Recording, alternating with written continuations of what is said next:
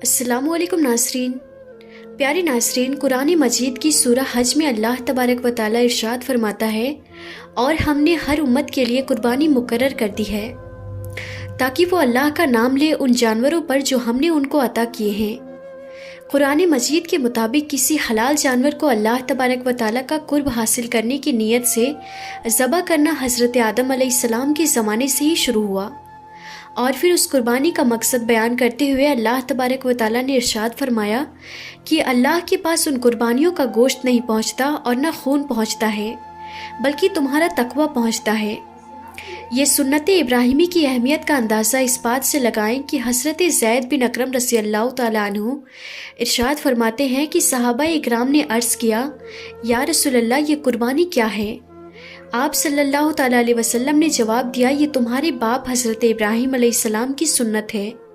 फिर पूछा गया, या रसूलल्लाह, उसमें हमारे लिए क्या फ़ायदा है? आप सल्लल्लाहु तआला अलैहि वसल्लम ने इरशाद फरमाया, तुम्हारे लिए हर बाल के बदले एक नेकी है। सहाबा इकराम ने फिर दरियाफ्त किया कि या रसूलल्लाह, ये जो जानवर हैं उनके बारे में क्या इरशाद है? तो आप सल्लल्लाहु तआला अलैहि वसल्लम ने इरशाद फरमाया कि उनके हर एक बाल के बदले एक नेकी है।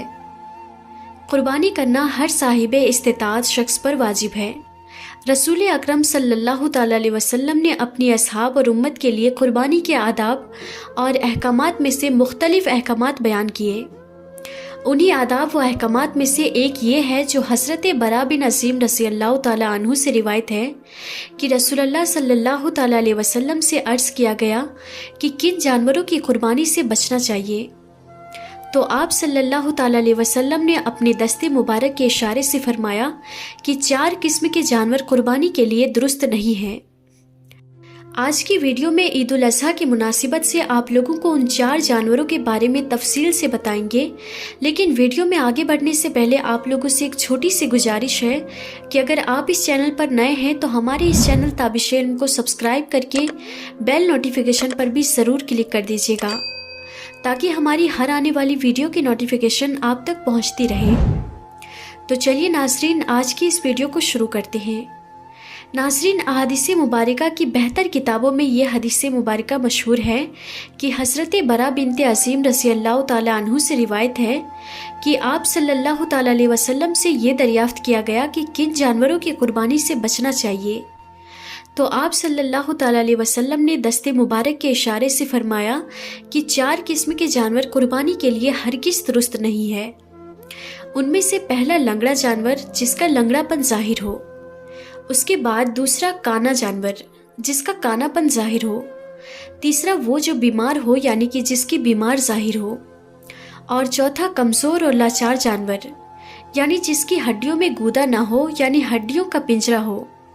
नाज़रीन, बुनियादी तौर पर कुर्बानी के जानवर के लिए 6 शराइत का होना लाजमी है। पहली शर्त यह है कि वो कुर्बानी ऐसे जानवरों में से हो जो घरेलू पालतू जानवरों में शुमार होते हों, जैसे कि ऊँट, भेड़, बकरी वगैरह वगैरह। और दूसरी शर्त यह है कि कुर्बानी का जानवर शरई तौर पर मुअय्यन उम्र का होना ज़रूरी है।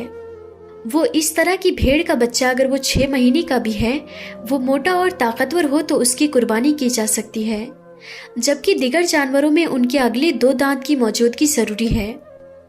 इसी तरह जब भेड़, बकरियां, दुम्बा 1 साल का हो जाए, गाय और बैल 2 साल जबकि ऊँट 5 साल का हो जाए तो उसकी कुर्बानी जायज़ है। अगर उससे कम उम्र हो तो जायज़ नहीं। कुर्बानी के जानवर के मुतालिक तीसरी शर्त यह है कि वो जानवर कुर्बानी करने वाले की मिल्कियत में हो या मालिक की जानिब से इजाज़त मिली हो।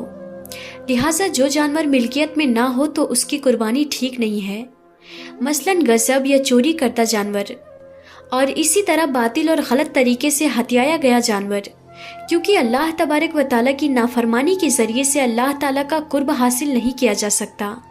और यतीम का सरपरस्त यतीम की जानिब से ऐसी सूरत में कुर्बानी कर सकता है जब यतीम अपने माल से कुर्बानी ना होने पर मायूस हो जाए। इसी तरह मुवक्किल की जानिब से वकील का कुर्बानी करना जायज़ है।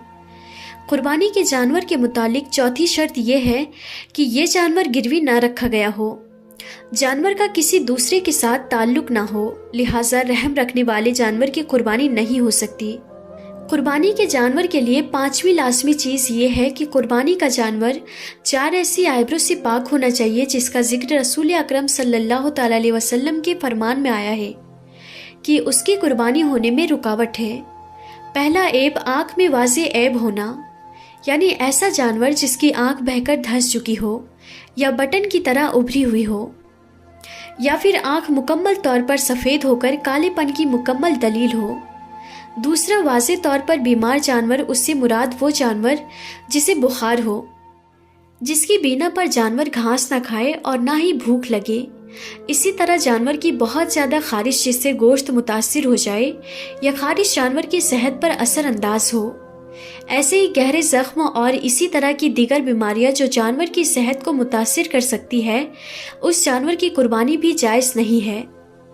تیسرا عیب ہے واجب طور پر لنگڑا ہونا، ایسا جانور جو صحیح سالم جانوروں کے مقابلے میں چلنے میں رکاوٹ پیدا کرے، اس جانور کی قربانی بھی جائز نہیں ہے۔ اور چوتھا عیب ایسا کمزور جانور کی جسم کی ہڈیوں میں گودا باقی نہ ہو اور وہ گوشت کے بجائے ہڈیوں کا پنجر نظر آئے۔ اور ناظرین، قربانی کے جانور کے بارے میں آخری شرط یہ ہے کہ قربانی کو شرعاً محدود وقت کے اندر ذبح کیا جائے۔ یہ وقت 10 ذی الحجہ کو نماز عید کے بعد شروع ہو کر ایام تصدیق کے تیسرے دن سورج غروب ہونے تک باقی رہتا ہے۔ لہٰذا جس نے بھی نماز عید سے پہلے قربانی ذبح کر لی یا پھر غروب آفتاب کے بعد کوئی شخص جانور ذبح کرتا ہو تو اس کی قربانی درست نہیں ہوگی۔ جیسا کہ بخاری شریف میں حضرت برا بن عظیم رضی اللہ تعالیٰ عنہ سے روایت ہے کہ رسول اکرم صلی اللہ تعالیٰ علیہ وسلم نے فرمایا کہ جس نے عید سے قبل ذبح کر لیا تو صرف گوشت ہے جو اپنے اہل و عیال کو پیش کر رہا ہے اور اس کا قربانی سے کوئی تعلق نہیں ہے۔ مقررہ دنوں میں یہ رات کے کسی بھی وقت قربانی کی جا سکتی ہے، البتہ دن کے وقت قربانی کا جانور ذبح زیادہ بہتر ہے، اور عید والے دن نماز کے خطبے کے بعد جانور ذبح کرنا زیادہ افضل ہے۔ ہر آنے والا دن گزشتہ دنوں سے کم ہوگا کیونکہ جلد سے جلد قربانی کرنے میں بھلائی اور شفقت ہے۔ تو ناظرین، یہ قربانی کے بارے میں کچھ اہم آداب اور احکامات ہیں جو رسول اکرم صلی اللہ تعالیٰ علیہ وسلم نے ارشاد فرمائے۔ یہ بات ہم پہلے بھی کر چکے ہیں کہ قربانی کا اصل مقصد محض گوشت کھانا یا نمود و نمائش یا دکھاوا نہیں ہے، بلکہ قربانی ہمیں یہ پیغام دیتی ہے کہ ہمارے دلوں میں یہ احساس اور فکر پیدا ہو جائے ہماری ساری کامیابیوں کا مدار اللہ تبارک و تعالیٰ کی احکامات کو منانے پر ہے، اگرچہ وہ ہماری طبیعت، ہماری عقل اور سماج کے خلاف ہی کیوں نہ ہو۔ معلوم ہو رہا ہے کہ اس میں حکمت اور مصلحت نہ تلاشی جائے بلکہ صدقے دل سے اس پر عمل کیا جائے۔ آج کل ایک نیا فتنہ کھڑا ہو چکا ہے کہ بعض لوگ یہ رائے دیتے ہیں کہ قربانی کے بجائے رفائی کاموں میں پیسہ لگایا جائے۔ رفع عوام اور لوگوں کے لیے اسلام نے زکوٰۃ، صدقات، فطرانہ، عشر اور دیگر صدقہ ایک مستقل نظام ہے جس کے تحت انسانیت کی فلاح و بہبود اور غربا و مشاکین اور نادانوں پر خرچ کیا جاتا ہے۔ اسی لیے شریعت کہتی ہے کہ 10 ذی الحجہ سے لے کر 12 ذی الحجہ کی شام تک جس شخص پر قربانی واجب ہے اس کے لیے قربانی چھوڑ کر اس رقم کا صدقہ کرنا بالکل جائز نہیں ہے۔ ہاں، جس شخص پر قربانی واجب نہیں ہے ان دنوں میں قربانی کرنے کے ساتھ ساتھ یا سال کے دیگر ایام مالی صدقہ کرنا یقیناً بہت زیادہ ثواب کی چیز ہے۔ یہ قربانی حضرت ابراہیم علیہ السلام کی عظیم الشان عمل کی یادگار ہے۔ یہ سب اللہ تبارک و تعالیٰ کے حکم اور اس کی رضا کے لیے تھا، اور قربانی کی اصل روح اور اس کی اصل حقیقت یہی ہے کہ مسلمان اللہ تبارک و تعالیٰ کی محبت میں اپنی تمام خواہشات کو قربان کر دیں۔